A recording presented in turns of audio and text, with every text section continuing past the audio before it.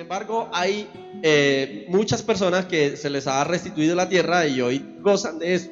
Sin embargo, dentro de la restitución de tierra hay unos elementos que les sumaban a eso. No solamente le daban la tierra, sino que le daban recursos para que ellos pudieran tener una producción o producir la tierra. Y no solamente le daban los recursos, sino que también le daban cierta seguridad. Así que las personas iban muy, ilusionadas con respecto a esto de volver otra vez. Algunos han tenido la dicha de tener el paquete completo, pero un porcentaje alto solamente le han dado la tierra, pero no le han dado los recursos para producir la tierra y mucho menos le han dado la seguridad. Así que muchos de ellos han tenido que volver otra vez desplazados por segunda o tercera o cuarta vez, porque no ha habido, un acompañamiento completo, ¿cierto? Esa es la restauración que el gobierno ha dado a la población, a los campesinos desplazados. La promesa de una restitución integral realmente no ha sido tan integral.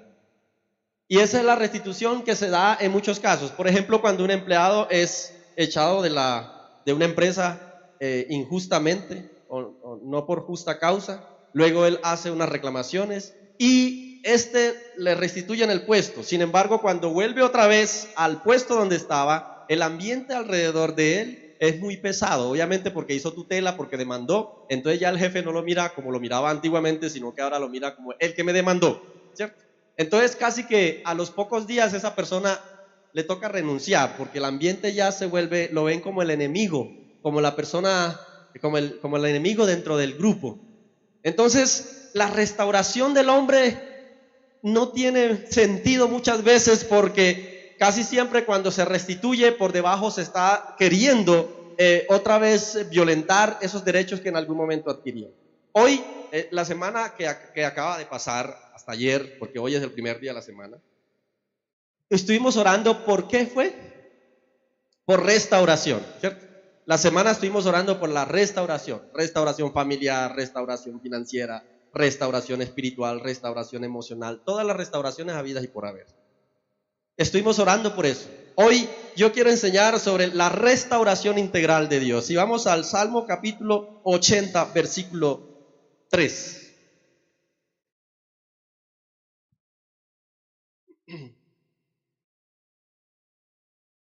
Salmo 80, versículo 3.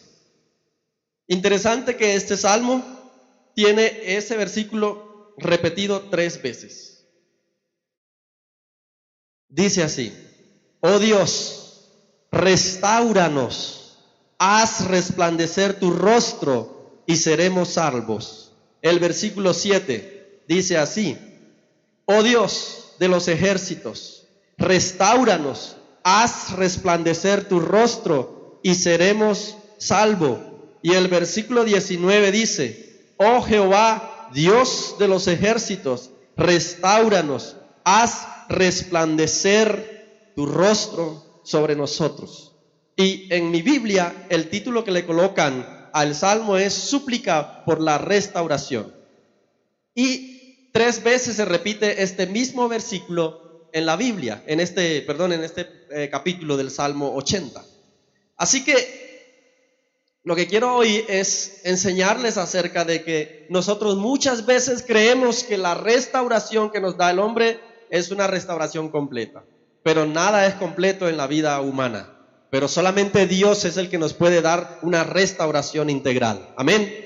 Y yo voy solamente a dar unos ejemplos, porque pues tendríamos que hacer un congreso de unos 10 días completos para estudiar todas las restauraciones integrales. Vamos a estudiar el primer caso, y lo encontramos en Job capítulo 42. Job capítulo 42, versículo 10 en adelante. Job capítulo 42, versículo 10 dice: y quitó Jehová la aflicción cuando él hubo orado por sus amigos, y aumentó al doble todas las cosas que habían sido de Job. Y vinieron a él todos sus hermanos y todas sus hermanas, y todos los que antes le habían conocido, y comieron con él pan en su casa, y se condolieron de él, y le consolaron de todo aquel mal que Jehová había traído sobre él, y cada uno de ellos le dio una pieza de dinero y un anillo de oro. Y bendijo Jehová el postrer estado de Job más que el primero, porque tuvo 14,000 ovejas, 6,000 camellos, 1,000 yuntas de bueyes y 1,000 asnas. Y tuvo 7 hijos y 3 hijas. Llamó el nombre de la primera Gemina, el de la segunda Cesia y el de la tercera Keren-Habuc. Y no había mujeres tan hermosas como las hijas de Job en toda la tierra, y les dio a su padre herencia entre sus hermanos. Después de esto vivió Job 140 años y vio a sus hijos, a los hijos de sus hijos, hasta la 4ª generación. Y murió Job viejo y lleno de ¿qué? De días. Esta historia la conocen la mayoría de ustedes. Es la historia de Job. La historia de Job, el hombre más rico, según el capítulo 1-2, le habla de que Job tenía mucha riqueza. Pero llegó un momento, un día en que Satanás llega delante de Dios y viendo a Job, que era un hombre justo, le dice, él es justo y te ama porque tú les bendice. Y Dios le dice, hagamos una apuesta, pues. Entonces le dice, quítale todo lo que tiene, pero no le quites la vida. Así que Satanás comienza a quitarle todo lo que Job tenía, ¿cierto? Y empieza a esperar Satanás que Job en algún momento renuncie y blasfeme contra el Señor. Obviamente Job en su humanidad empieza a sufrir la situación y empieza a quejarse, tanto así que en algún momento dice, maldito el día en que nací, nunca aparezca ese día en el calendario. Por eso el 29 de febrero no aparece, no, mentira, eso no es. Ese fue el día en que nació Job. Entonces, así es que esa situación pasa. Job empieza a sufrir las consecuencias, Job empieza a sufrir esta situación y empieza a reclamar cierto reclamo acerca de Dios. Sin embargo, nunca por su boca aparece contra él, contra Dios, algún tipo de maldición o algún tipo de renuncia a Dios. Él obviamente en su humanidad, vuelvo y repito, en su dolor como humano, empieza a sufrir y empieza a quejarse. Pero nunca rechaza a Dios, ni nunca vuelve a Dios, ni nunca, casi nunca le echa la culpa a Dios de lo que está sucediendo. Él hace cierto reclamo fuerte y Dios habla con él y él empieza a actuar. Y hay un versículo que me llama mucho la atención, porque es que Job era justo según la Biblia. En el capítulo 1 y 2 habla de que Job era un hombre justo. Significaba en ese tiempo que era un hombre temeroso de Dios. Pero el versículo 4 y 5 del capítulo 42 dice, oye, te ruego y hablaré, te preguntaré y tú me enseñarás. De oídas te había oído, mas ahora mis ojos te ven, por tanto me aborrezco y me arrepiento en polvo y ceniza. El versículo 4 dice, oye, te ruego y hablaré, te preguntaré y tú me enseñarás. De oídas te había oído. Pero ahora, después de la experiencia, dice, ¿qué dice? Mis ojos te ven. Antes de pasar eso, la Biblia dice, el mismo Job dice, de oídas te había oído. Sin embargo, era proclamado o era definido como un hombre justo. Pero ahora, después de esta experiencia, después de esta situación que vive, la Biblia dice que él mismo expresa que ahora lo puede ver con sus ojos. Lo puede ver con sus ojos, después de haber pasado esta prueba. Ahora, aquí lo interesante es que cada uno de estos ejemplos que yo voy a dar, hay un elemento que hace que permite que la restauración se dé. Ahora, esta situación fue que Dios lo permitió para probar a Job, ¿cierto? Y Job aceptó el trato de Dios, porque este fue un trato de Dios. Cuando vemos que la Biblia dice que Job, o más bien que Job dice, de oídas te había oído, y ahora dice, mis ojos te ven, algo pasó entre oídas te había oído y ahora mis ojos te ven. Hay algún cambio en la vida de Job. Hay una restauración espiritual en la vida de Job. Hay algo que pasó en la vida de Job que es diferente hoy, porque él dice, hoy mis ojos te ven. Antes solamente te había oído, pero ahora tengo la experiencia de verte con mis ojos. Es decir, Job en medio de la situación difícil creció espiritualmente, creció en relación con Dios, creció en conocimiento sobre todo de Dios. Porque es que cuando Job estaba en una situación difícil, Dios se presenta delante de él y habla con él. Y Job le reclama cosas y Dios le dice: ¿dónde estabas tú cuando yo hice esto y esto? Y Job se queda callado porque no tiene respuesta a eso. Probablemente antes de que Dios hablara con Job, Job tenía un concepto diferente de la creación y diferente de Dios. Pero ahora cuando le pasa esto, hay un concepto diferente. Ahora ya no ve, no es el Dios que oye, el Dios que él tiene un concepto de oída, sino que ahora es el Dios que él ve, ha visto con sus propios ojos cómo lo ha restaurado a pesar de verlo en medio de la crisis, en medio de la situación difíciles. Nosotros ¿cuántas veces, en vez de ver a Dios en los momentos difíciles, lo que hacemos es alejarnos de Dios? Mucha gente en los momentos difíciles, en vez de meterse con Dios para conocerlo en medio de la crisis, lo que hace es alejarse de Dios. Job lo que hace es acercarse a Él y ahora dice: mis ojos te ven. He visto en medio de la tempestad, en medio de la crisis, en medio de la pobreza, en medio de la enfermedad, en medio de la ruina, en medio de la soledad, porque Job quedó solo, tanto que su esposa le dijo: maldice a Dios y muérete, que era la última persona que podría escuchársele eso de su propia boca. Él aprendió a conocer a Dios, así que entendió, aceptó el trato de Dios, lo aceptó en su corazón y creció espiritualmente en eso. Y Dios restaura. ¿Y qué fue lo que restauró Dios en la vida de Job? ¿Sí? Todo. Pero yo he tomado el elemento de la restauración material, porque la Biblia dice que la riqueza de Job fue 2 veces mayor que la primera. 2 veces fue la riqueza de Job mayor. Así que Dios también puede restaurar nuestra área material. Amén. ¿Cuántos creen que Dios puede restaurar nuestra área material? Dios la puede hacer. Nosotros aquí no predicamos la teología de la prosperidad ni el evangelio de la prosperidad. Eso es un evangelio y una teología engañosa.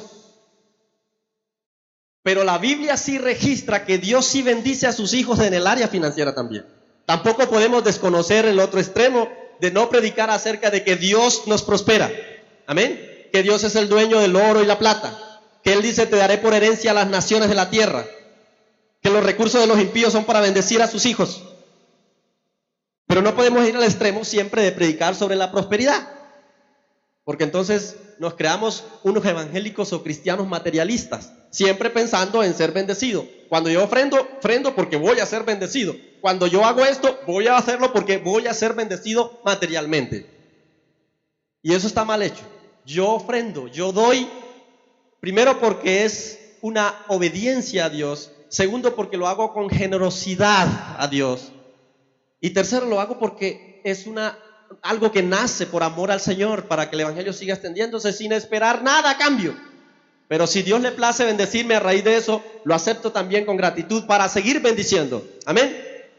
Pero Dios puede restaurar nuestra área material. Dios puede restaurar nuestra área financiera. Lo que pasa es que debemos ser buenos administradores también, porque muchas veces la escasez nuestra no es porque Dios está apostando con el diablo allá, porque probablemente ni se atreva a apostar con nosotros, sino que a veces somos malos administradores de los recursos y luego estamos reclamándole a Dios: Señor, ¿por qué? ¿Por qué? Y Dios dice: administra bien. Así que la primera restauración que Dios puede hacer en nuestra vida es la restauración material, porque lo hizo con Job y lo puede hacer con nosotros. Amén. Lucas capítulo 15, versículo 22.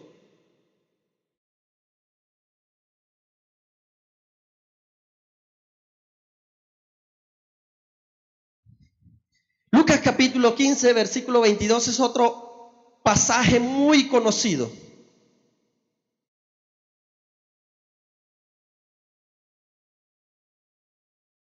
Es la historia del hijo pródigo. Versículo 22 y 23. Pero el padre dijo a sus siervos: sacad el mejor vestido y vestidle, y poned un anillo en su mano y calzado en sus pies. Y traed el becerro gordo y matadlo, y comamos y hagamos fiesta, porque mi hijo era y ha revivido, se ha perdido y es hallado. Y comenzaron a regocijarse. La segunda cosa que Dios puede restaurar en nuestra vida es la autoridad. ¿Qué va a restaurar el Señor? La autoridad. Este ejemplo es clásico y usted también sabe la historia. El hijo pródigo, el hijo menor, pide anticipadamente la herencia. El padre le ruega que no, pero el hijo insiste, el padre se la da, ¿cierto? Hace como un mes o mes y medio predicamos acerca de el hijo pródigo, el hijo, los dos hijos que no conocen al Señor, porque a veces miramos al hijo que queda en la casa como el hijo bueno, pero nos dimos cuenta que no era tan bueno como muchas veces se ha enseñado. Así que este hijo viene y pide la herencia. Él se va, gasta todo lo que tiene, queda arruinado, queda sin nada. Pero no solamente queda sin nada, sino que pierde todo, porque él pidió todo, inclusive la autoridad también la perdió. Así que él se va. Cuando está ya en medio de la ruina, piensa y reflexiona y dice: Señor, he pecado contra ti. Es lo que piensa, decirle al papá. Cuando llegue a mi casa le voy a decir esto a mi papá: he pecado contra el cielo y contra ti. Ya no tengo por qué estar viviendo como tu hijo. Solamente te pido que me recibas como un jornalero. Y un jornalero no tiene autoridad en la casa. Un jornalero recibe órdenes. Un jornalero recibe órdenes de alguien que tiene autoridad. Así es que este hombre dice: yo llego a mi casa, pero voy a llegar sin autoridad. Voy a pedirle que simplemente me tenga como un jornalero, alguien que recibe orden. No me importa, lo importante es que yo tenga comida y una parte donde vivir. Así es que el Señor, este hijo llega a la casa, el padre lo recibe. ¿Y qué es lo que el padre le dice? El hijo llega y le dice: padre, perdóname, no quiero que me trates como un hijo, quiero que me trates como un jornalero. Y el padre le dice: no, señor, usted es mi hijo. ¿Y qué es lo que le da el padre? En el versículo 22 y 23 dice: sacad el mejor vestido. Además del mejor vestido, ponerle un anillo en su mano y calzado en sus pies, que son los tres elementos que representan la autoridad. El mejor vestido. Los hijos visten diferente a los jornaleros. Los hijos calzan diferente al jornalero. Y los jornaleros no tienen anillo en el dedo. Solamente tienen anillo en el dedo los que tienen autoridad en la casa. Es decir, el padre y los hijos. Nadie más. ¿Y qué es lo que el padre, cuando llega cuando llega el hijo, qué es lo que le pone? Le pone el vestido, le pone el anillo y le pone el calzado, y vuelve otra vez a estar al nivel de autoridad que tenía antes de haberse ido. Le restituye. Recuerden que la Biblia dice: el reino de los cielos es semejante a. Es decir, esta parábola es la comparación, o es colocando a el Padre como nuestro Dios y nosotros como los hijos. Así que lo que hace Dios también en nosotros es restaurar la autoridad. Cuando nosotros nos apartamos del Señor y hacemos lo que el Hijo hace, es decir, se arrepiente, que este es el elemento para que haya restauración. En este caso, el elemento para que haya restauración es arrepentimiento. El Padre, el Hijo se va. Muchas veces nosotros lo hacemos, muchas veces nos alejamos de Dios. Algunos están hoy lejos de Dios. Algunos de esos puestos están vacíos porque algunos hoy están lejos de Dios. O probablemente usted hoy esté pasando por esa situación de haberse alejado del Señor. En algún momento, yo no sé si usted estuvo en el ministerio, algunas veces enseñó, predicó, evangelizó, estuvo en la función de algo y hoy no lo está. Pero Dios puede restaurar la autoridad. Si usted se ha arrepentido y vuelve otra vez a la casa del Señor, si vuelve otra vez a la presencia de Dios, Dios está hoy con los brazos abiertos, dispuesto a poner el anillo, dispuesto a poner el vestido y dispuesto a poner el calzado para restaurar la autoridad. Amén. Nada es imposible para Dios. Dios no echa fuera a nadie. Si usted viene con ese elemento fundamental, que es el arrepentimiento. No sé cómo está hoy.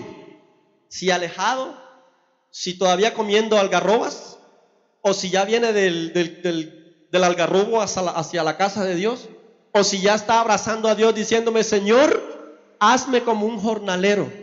En la casa del Señor no hay jornaleros, todos son hijos de Dios. No va a encontrar un jornalero en la casa de Dios. Todos son hijos, porque todos tienen la autoridad dada por Él. Amén.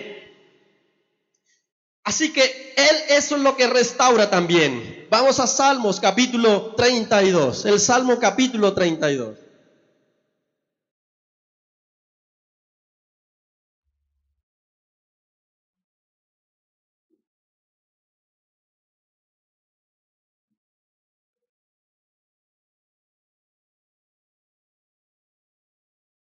Dice el salmista: bienaventurado aquel cuya transgresión ha sido perdonada y cubierto su pecado. Bienaventurado el hombre a quien Jehová no culpa de iniquidad y en cuyo espíritu no hay engaño. Mientras callé se envejecieron mis huesos y en mi gemir todo el día, porque de día y de noche se agravó sobre mí su mano, se volvió mi verdor en sequedades de verano. Mi pecado te declaré y no encubrí mi iniquidad. Confesaré mis transgresiones a Jehová y tú perdonaste la maldad de mi pecado. Por esto orará a ti todo hombre en el tiempo en que pueda ser hallado. Ciertamente en la inundación de muchas aguas no llegarán estas a él. Tú eres mi refugio, me guardarás de la angustia. Con cánticos de liberación me rodearás. Te haré entender y te enseñaré el camino en que debes andar. Sobre ti fijaré mis ojos. No seáis como el caballo o como el mulo sin entendimiento, que han de ser sujetados con cabestro y con freno, porque si no, no se acercan a ti. Muchos dolores habrá para el impío, mas el que espera en Jehová le rodea la misericordia. Alegraos en Jehová y gozaos son justos, y cantad con júbilo todos vosotros los rectos de corazón. Es un salmo que el salmista David compone después de la experiencia que encontramos en Segunda de Samuel, que es la historia donde él habla, la Segunda de Samuel capítulo 12, ¿cierto? Que no la vamos a leer. Es aquella historia donde él peca, ¿cierto? Cuando él estaba y tuvo relación sexual con una que no era su esposa, que luego se convirtió en su esposa. Y él calla ese pecado. Y el salmista dice que mientras callé ese pecado, sus huesos se consumieron, su carne se consumió, estaba mal, espiritualmente mal. Él decía que estaba consumido. Y no solamente estaba consumido físicamente, sino que también estaba consumido espiritualmente. Yo me imagino que él no tenía cara para presentarse delante de Dios de la manera como se presentaba antes. Es decir, la relación con Dios había sufrido una situación complicada. Se había dañado bastante. Yo no diría que poco. Se había dañado bastante, se había alejado bastante de Dios. Había algo allí en su corazón que había roto eso, y estaba callado, no confesó, hasta que Natán el profeta, recuerden, llega allá y le dice: hay una situación, rey, y es que hay un señor que tenía una finca grande con un poco de vacas, y entonces quería comerse un sancocho un día, pero el vecino tenía una sola bien gordita, eso sí, y entonces el rey, el señor dueño de la finca grande, en vez de matar una de sus propias vacas, que tenía muchas, fue la única que tenía el pobre campesino de al lado. Y él le pregunta: ¿qué merece, rey, ese hombre? Y el rey dice: merece morir. Y el profeta le dice: ese hombre eres tú. Imagínense cuando uno le digan semejante cosa, porque el rey se enoja.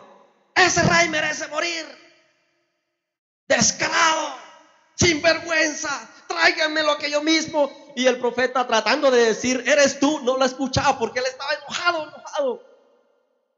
Y Natán tuvo que hablarle duro: eres tú, ¿cierto? Y el rey quedó un silencio en esa habitación, oficina oval de David.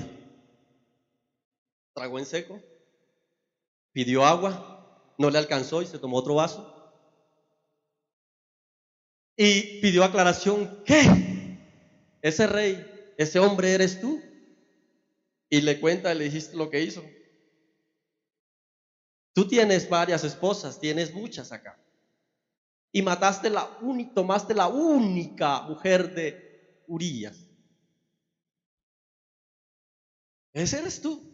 Y eso es lo que mereces. Y obviamente el rey se asustó porque Dios empieza a declararle lo que va a hacer, ¿cierto? Y es así que el Salmo 32 nace de esa experiencia. Después de él ir y pedirle perdón al Señor y después de haberse arrepentido, el 32 dice: bienaventurado aquel cuya transgresión ha sido perdonado y cubierto su pecado. Bienaventurado el hombre a quien Jehová no culpa de iniquidad y en cuyo espíritu no hay engaño. Esos dos versículos anuncian el cambio drástico que tuvo David después de haber pedido perdón. Porque antes decía: mis huesos se consumían. Antes estaba alejado del Señor. Pero ahora esos dos versículos anuncian que ha habido un cambio total en la relación con Dios. Se siente bienaventurado, se siente livianito, se siente transformado, se siente cambiado. Y por eso él escribe el Salmo 32 dándole gracias a Dios porque ha sido perdonada su vida. Así que la otra cosa que Dios restaura es la relación de él con sus hijos o de sus hijos con él. Es decir, la relación con Dios. Nada es imposible para el Señor. ¿Usted cree que de pronto ya no hay forma porque se ha ido 3 veces o 4 veces, se ha alejado de Dios? ¿Usted cree? Hay gente que cree que no puede relacionarse con Dios porque es muy pecador. Hay gente en las cárceles que no saben, que no entienden eso. Por muchos muertos que tengan encima, no entienden que hay alguien que fue capaz de morir por él para perdonarle. Pero también habemos nosotros en las iglesias muchas veces que todavía hay cosas en su corazón que no han sido capaces de aprender que ya Dios los perdonó y siguen cargando con eso. Siguen cargando con esa conciencia: no, es que yo hice eso y no han podido ser libres. Dios lo libró ya de eso. Si usted le pidió perdón, ya usted fue libre de eso. Ya no tiene por qué seguir cargando eso, porque Dios le restauró. Dios restaura todo eso. Cuando Dios perdona, perdona todo. Amén. Dios restaura todo. Dios no restaura por pedacitos. Dios no restaura una parte aquí y la otra en el cielo. Dios restaura todo. Todo Dios lo restaura. Él perdona nuestros pecados. Dice: Él es fiel y justo para perdonarnos. Él también, la Biblia dice que como es grande el firmamento, el mar, así está lejos nuestro pecado. Ya, la Biblia dice que Dios no tiene memoria de nuestro pecado, no porque Dios tiene problema de Alzheimer, sino porque realmente es el perdón total que Dios nos da a nosotros.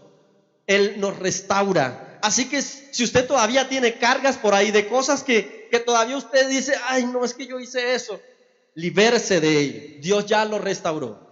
Y si usted hoy está pecando al Señor, haga como David, arrepiéntase y Dios lo restaura. Amén. Dios tiene el poder para hacerlo. Vamos también a... Pero yo volteo para que no... Es Juan capítulo 21.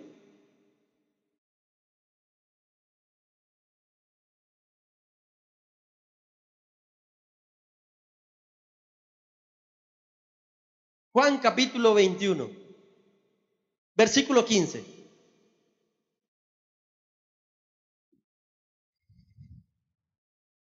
Cuando hubieron comido, Jesús dijo a Simón Pedro: Simón,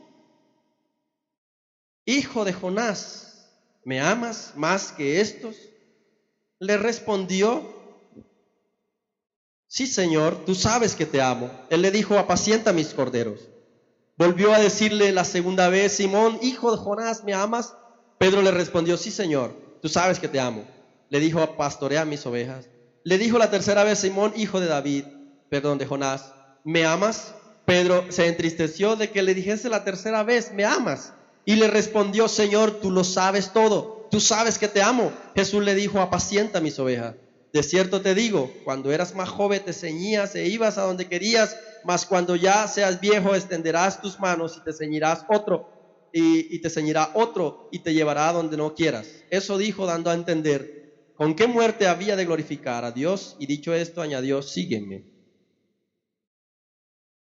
Esta es el cuarto ejemplo que esta mañana les doy de la restauración. Pedro, el apóstol Pedro, el discípulo de Jesús, Pedro, uno de los discípulos más mencionados en la Biblia, porque es uno de los discípulos más dinámicos también del grupo.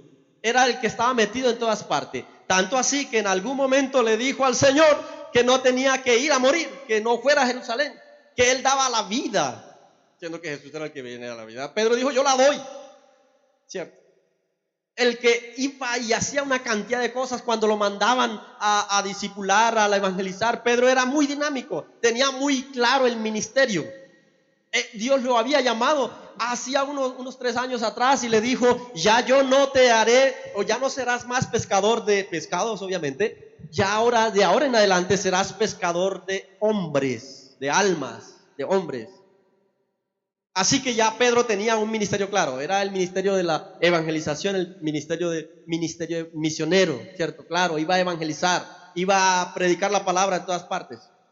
Pero resulta que cuando Jesús muere, el que le niega, ninguno lo hizo, por lo menos de palabra. El que lo hizo de palabra y de acción fue Pedro, el que tenía un gran llamado y ministerio. Había renunciado, había negado al quien lo había llamado, había renunciado a ese que seguía y que daba inclusive su vida por él. Ahora estaba renunciando a él, estaba negándolo. Y cuando ellos al tercer día, ¿a dónde estaba Pedro esta vez? Cuando Jesús se le aparece, estaba pescando. Y Jesús le dijo: ya no serán más pescadores. Ya no ustedes serán más pescadores. Ahora en adelante ya no volverán a coger la red. Estarán predicando el evangelio, estarán sirviéndome, pero ya no volverán. ¿Y dónde estaba ahora Pedro? Otra vez pescando. Es decir, había vuelto atrás. El ministerio que Dios le había dado estaba totalmente otra vez olvidado, porque él volvió otra vez a hacer lo mismo que hacía antes del llamado. Volvió a la vida antigua, a pescar. Y ahí se le aparece Jesús y le dice otra vez: Pedro. Ya no le dice: te haré pescador de hombres, sino que le dice: Pedro, apacienta mis ovejas, pastorea mis ovejas.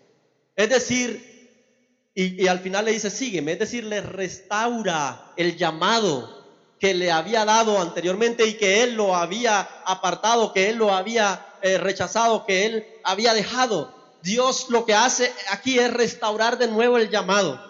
Dios otra vez le restaura y le renueva el ministerio, el llamado que le había dicho. Así que la cuarta cosa que Dios restaura es nuestro llamado, el llamado ministerial. Todas las personas, ayer hablábamos en el ayuno sobre eso, Dios tiene un propósito siempre. Usted no vino a este mundo sin ningún propósito en la vida. Algo tiene Dios claro frente al hacer suyo en la tierra. Y cuando usted está allá en la tierra, allá afuera en el mundo secular, no hablando en el mundo de pecado, sino en el mundo secular, además de ese propósito que Dios tiene para usted allá en el mundo secular, también tiene un propósito aquí en la iglesia. ¿Amén? Yo soy convencido que cada persona que viene a esta iglesia, a este lugar, Dios lo trae con un propósito. No fue porque simplemente pasó por ahí y vio la cara del pastor, dice: qué pastor tan lindo. No fue por eso. Voy a entrar. No, sí, entró aquí con un propósito claro. Entró porque aquí Dios lo trajo para algo específico. Y ese algo específico es lo que usted tiene que decir: Señor, ¿qué es? Para ponerlo en función.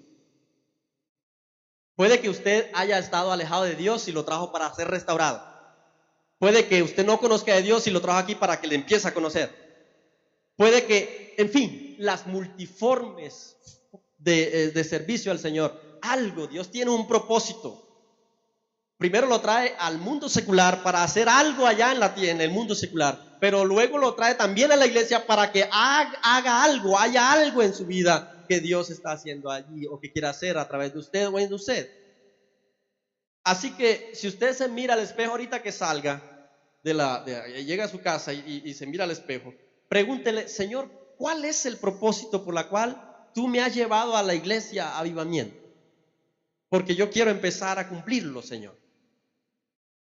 O yo quiero empezar a dejar que tú actúes en mí, porque puede que sea también de restauración o de algo. Pero independientemente de eso, cada uno de nosotros, cuando conocemos a Dios, Dios también nos da un don o un llamado o un ministerio. Usted de por nacimiento tiene un talento. Nosotros nacemos con talento. Talento, cualquier talento. Así sea el talento de cantar feo, pero eso es un talento. ¿Sí? Todos tenemos un talento, algo en la cual yo me especifico, me especializo, que no lo hago que otra persona, que yo hago que otra persona no lo hace por más que se esfuerce.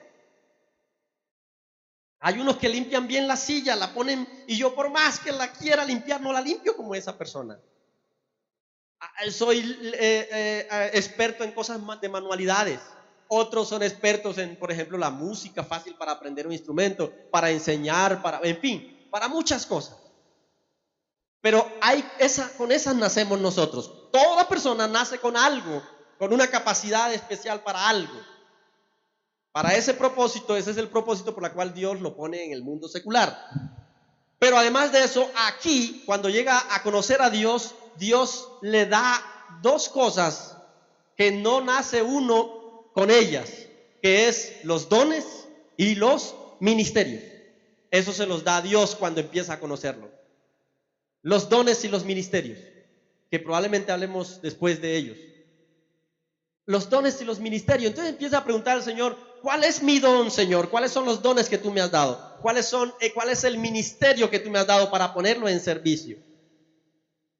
Si usted en algún momento fue predicador, fue maestro, fue misionero, fue lo que sea, si usted en algún momento oraba por los enfermos y hoy eso lo tiene apartado, si usted en algún momento predicaba, si usted en algún momento, en fin, hacía algo para el Señor y hoy no lo hace, Dios quiere restaurar esa parte para ponerlo en función. Amén.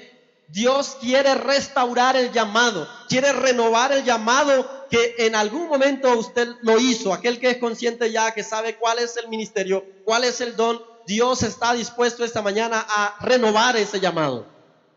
Porque así lo hizo con Pedro, así lo va a hacer con cada uno de nosotros. Y si usted todavía no tiene claro cuál es el llamado y el ministerio, entonces empieza a decirle al Señor, Señor, yo quiero que tú me digas qué es el propósito o el llamado o mi don para ponerlo en función de la iglesia. Génesis capítulo 33. Génesis capítulo 33, versículo 4.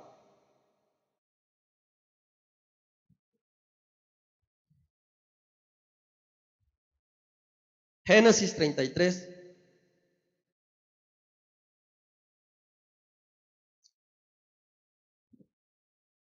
Dice así, pero Esaú corrió a su encuentro y le abrazó y se echó sobre su cuello y le besó y lloraron. Usted dice, uy, qué escena romántica.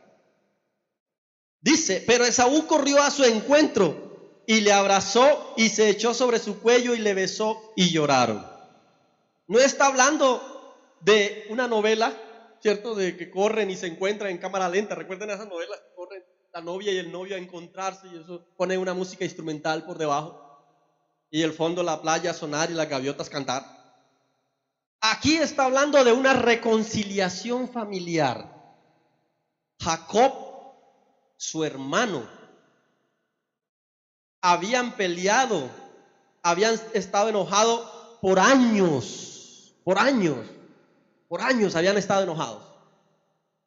Jacob, recuerden que violentó, él era el menor, ellos son dos hermanos, él era el menor, Esaú era el mayor, él era el que debía ser bendecido. Recuerden que el mayor recibía la bendición. Así que su mamá, que era aliada de Jacob, entonces ya el papá estaba viejito, estaba ciego, no podía ver, así que Esaú, que era cazador, olía siempre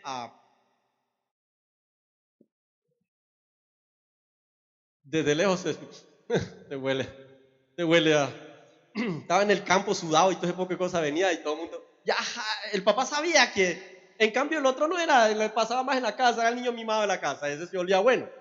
Entonces, ¿qué fue lo que hizo Jacob? Mató también un animal y se puso, le quitó la piel y se vistió de esa piel. O sea, Esaú olía feo, porque es que uno vestirse con una piel de un animal recién muerto. Y cuando era además peludo, ¿cierto? El papá lo toca y él dice, este es mi hijo. Pero faltaba algo también y este es mi hijo, este sí es mi hijo. Huele a Esaú. Y entonces lo bendijo, porque el papá estaba pensando que estaba bendiciendo a Esaú. Cuando viene Esaú, el papá dice, pero acabo de salir, esto es solo, ¿cierto? Y Esaú le dice, donde ya había hecho un negocio Esaú con Jacob más atrás, lo del plato de lentejas, recuerden. Pero ese pacto como que no lo iba a respetar Esaú, porque él sí iba a ser bendecido. Así que cuando viene Esaú y empieza a pedirle la bendición al papá, el papá dice, ya yo te la di, mi hijo. Y me dijo, no, papá, yo no he recibido la bendición. Y ahí es donde se descubre el engaño. El engaño fue que Jacob usurpó el puesto del hijo y recibió la bendición del papá. Y ahí Jacob tiene que huir por años, huye de la presencia de su hermano Esaú, porque Esaú busca para matarlo, su propio hermano.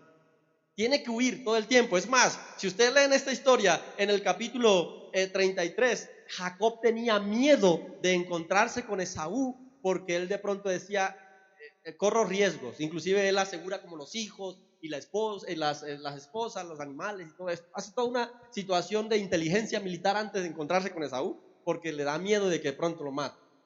Pero cuando Esaú viene, cuando se encuentran, Esaú es el que corre. Y Jacob no sabe si correr, si él viene corriendo para matarlo o viene corriendo, ¿cierto? Y él se postra 7 veces antes de llegar a donde Esaú, como muestra de que no venía en función de guerra, sino de perdón.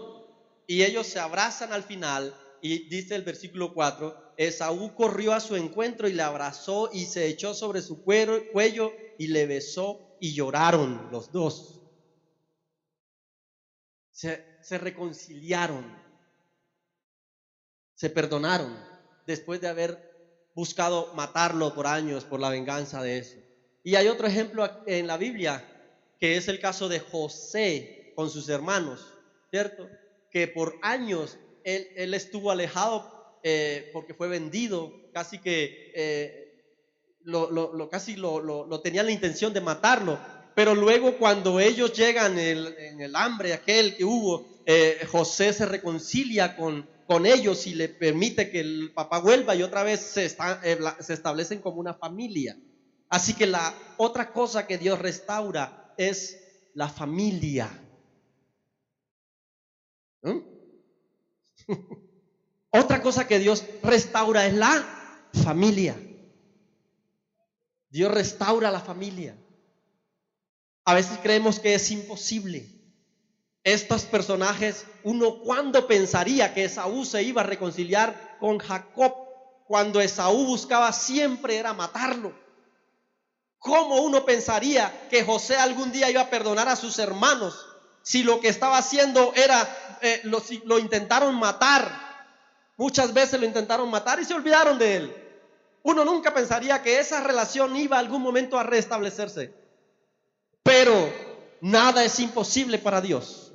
Así que si hoy usted está pasando situaciones en su familia, alguna relación con sus hijas o sus hijos, alguna relación entre esposo y esposa, alguna relación con los tíos, con los papás inclusive, con algún tipo de familia, es voluntad. El elemento aquí fundamental es la voluntad. Voluntad de querer que Dios actúe allí. Es disponerse para que Dios actúe allí. Nada es imposible para el Señor. Así que hay esperanza para las familias rotas. Hay esperanza para las familias destruidas. Hay esperanza para los hijos que no tienen relación con sus papás. Hay esperanza para las relaciones rotas entre hermanos. Hay esperanza porque Dios restaura también las relaciones familiares. Amén. Y voy corriendo. Mateo capítulo 9.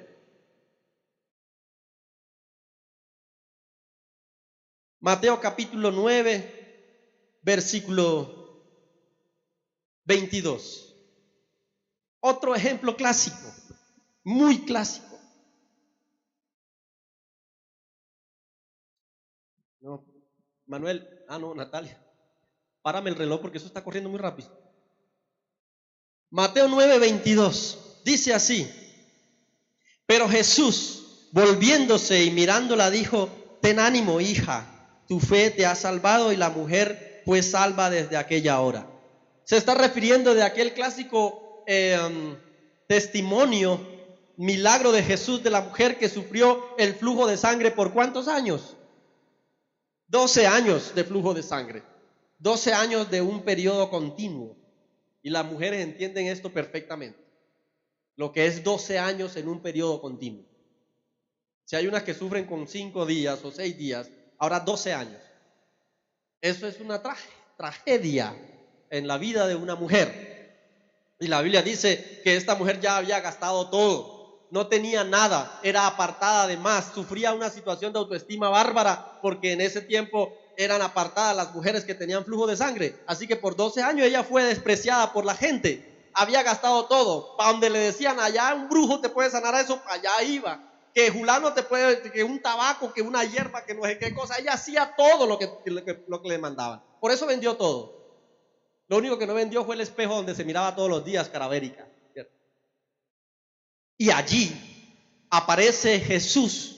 Cuando ella dice y escucha que Jesús viene, y ella dice: si tan solo tocare el borde de su manto, seré salva. Gratis. Y empieza a pasar todos los obstáculos, porque tiene que pasar por la multitud de gente que le despreciaba por tener el flujo de sangre. La gente, eso hasta creo que le sirvió, porque la gente le abría el camino para que no le tocara, ¿cierto? Le ayudó también en vez de ser obstáculo. Así que esta mujer va y toca el borde del manto del Señor. Y este es un solo ejemplo, pero la Biblia, obviamente ustedes saben, está llena. ¿Cuál era el discípulo que era médico? O el discípulo, pues el escritor. Y si ustedes leen el libro de Lucas, Lucas tiene más escritos, más milagros que cualquier otro de los tres, porque Lucas era médico. Entonces él relacionaba más esos milagros, lo escribió. Hay más milagros en Lucas que en cualquier otro libro de sanidad, obviamente. Así que en este pasaje Jesús restaura la salud de esta mujer que estaba enferma. Y en ese mismo milagro, en ese mismo pasaje, porque ahí se enlazaron, Jesús iba a hacer otro milagro, la hija de Jairo también es sanada en ese mismo milagro. Es que la historia ahí se le mete, ¿cierto? Otra. Y así, Jesús simplemente vino a sanar. Así que la otra cosa, obviamente, que Dios restaura es nuestra salud. ¿Cuántos creen que Dios puede restaurar nuestra salud? Dios restaura nuestra salud. Él es restaurador de nuestra vida. El Salmo dice: Él es el que sana nuestra vida de toda dolencia, el que rescata del hoyo nuestra vida, el que quita todas nuestras necesidades. Así que Dios no solamente nos restaura financieramente, nos restaura la familia, ¿cierto? Dios no solamente restaura nuestros ministerios, Dios no solamente restaura, ¿qué más? La parte de la relación con Él, sino que Dios también nos restaura físicamente, nuestra salud. El primer médico a la cual usted debe recoger o ir, o recurrir más bien, es Dios. Si usted siente un dolor de cabeza: Señor, tengo dolor de cabeza. Pero muchas veces vamos a la santa pastilla llamada, ¿cómo se llama la pastilla? Se me olvidó. Santa acetaminofén. A veces hasta le tenemos un altar a la santa acetaminofén. Un frasquito muy bonito donde están todas las pastillas metidas. Probablemente hasta le prendamos vela. El primer médico que nosotros tenemos, el médico nuestro de cabecera, se llama el Señor. Él en la cruz fue llevada nuestras enfermedades. Por su llaga nosotros fuimos curados. Amén. Si creemos, veremos su gloria. Hay una cantidad de pasajes que habla sobre que el poder que tiene Dios para sanarnos. Así que lo primero que usted debe recurrir es al Señor. Y ahora no estoy diciendo que si el Señor no puede, entonces sí vaya al médico, porque el médico puede. No, Dios puede sanar directamente o a través de. ¿Cierto? Dios utiliza varios medios. Pero piense de una vez en el Señor como su sanador, directamente o a través de. Si usted se va a tomar una pastilla, hágalo en el nombre de Jesús. Crea que el Señor puede obrar también a través de la medicina. Pero no se estrese pensando en que no, vaya y recurra al Señor. El Señor puede sanarlo, el Señor tiene la autoridad para hacerlo. Ninguna enfermedad es imposible para Dios. Y cuando alguien declara que ya no hay esperanza, la esperanza la tenemos en el Señor siempre. Él es nuestra esperanza de sanación y de sanidad, porque Él también restaura nuestra vida. Juan capítulo 8, más adelantico, Juan capítulo 8. Ya voy terminando. Juan capítulo 8, versículo 11.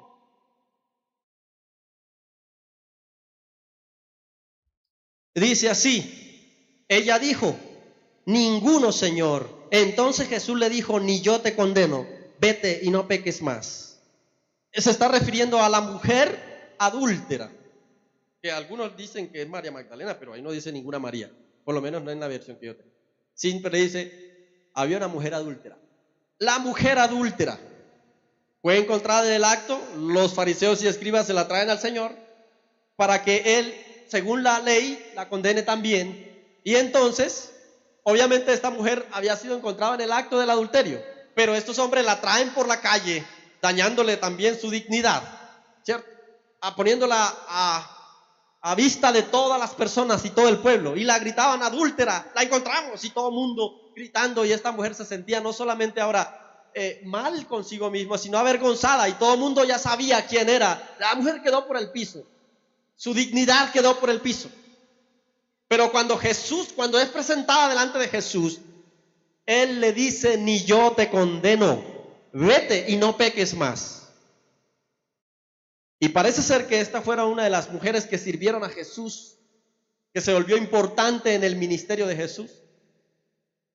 Lo que estoy diciendo es que Dios también restaura nuestra dignidad. Dios restaura nuestra dignidad. Si usted fue maltratado, si usted es actualmente despreciado en el trabajo por ser cristiano, si usted es despreciado en su casa, si usted es despreciado en el barrio por el hecho de ser cristiano, no le pare bola a eso. La Biblia dice: ni yo te voy a condenar, ni yo te voy a dañar tu imagen. Antes, por el contrario, el Señor te está restaurando. El Señor es restaurador de tu dignidad. No tenga temor. Mire, no por encima del hombro en términos de orgullo, sino siéntase bienaventurado, porque aunque usted le diga, ni se burlen, ni lo maltraten, recuerde siempre quién es usted. Usted es el Hijo de Dios. Usted es el Hijo de Dios. Y con esa dignidad Dios le ha restaurado. Usted no es hoy cualquier cosa. Usted es nada menos y nada más que el Hijo de Dios. Su dignidad ha sido restaurada hace rato. Y si usted se siente mal, si usted se siente la cosita chiquita allá en el trabajo porque es cristiano, porque lo maltrate, deje de sentirse así, porque el Señor ya le ha restaurado esa dignidad. Hace rato, desde que usted empezó a seguir al Señor como Hijo de Dios, usted ya, su dignidad ha sido rescatada, ha sido restaurada. Camine como el Hijo de Dios que es, heredero nada más y nada menos que del reino de los cielos, coheredero con Jesús, dueño de todo cuanto existe. Y su final es vivir en el cielo, calles de oro, mar de cristal. ¿Quién puede eso? Aquel que le han rescatado su dignidad, y somos cada uno de nosotros. Si usted hoy no se siente digno, déjeme decirle que el Señor ya lo restauró. Cambie eso en su corazón y en su mente.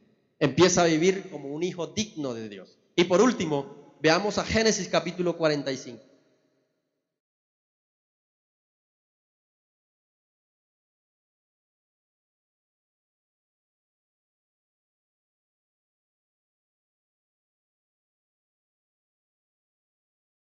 Génesis capítulo 45, versículo 5.